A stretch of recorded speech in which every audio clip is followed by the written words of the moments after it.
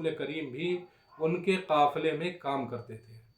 آپ سمجھیے جناب خدیجہ، اسلام میں دولت کو کمانا حرام نہیں کہا گیا ہے، بس ہمیں یہ دیکھنا ہے کہ ہم نے دولت جو کمائی ہے وہ کس راستے سے کما رہے ہیں۔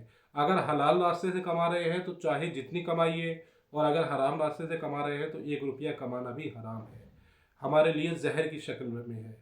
اور اس بات کا بھی ہمیں دھیان رکھنا ہوگا کہ ہم جو دولت کما رہے ہیں وہ کس لیے کما رہے ہیں۔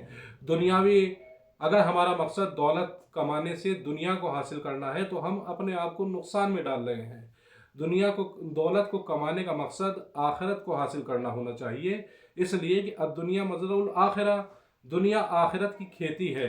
آپ سمجھیے کہ دولت ایک بالکل خون کی طرح ہوتی ہے، جیسے خون کا سرکولیشن ضروری ہے باڈی میں، کہ پوری باڈی میں جب خون کا سرکولیشن پورا ہوگا تو انسان فٹ رہے گا۔ اگر کہیں پر بھی باڈی کے کسی بھی پوائنٹ پر خون کا سرکولیشن رک جائے تو انسان کے بدن میں فساد، بیماری پیدا ہو جاتی ہے۔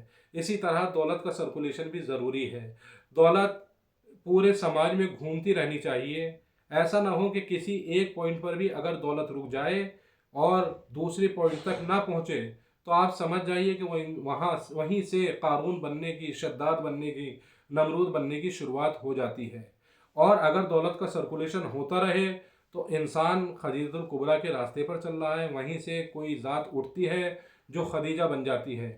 جناب خدیجہ، یہ خمس، زکوٰۃ، فطرہ، خیرات، کار خیر میں پیسہ خرچ کرنا، یہ سارا کا سارا کیا ہے؟ دولت کا سرکولیشن ہے۔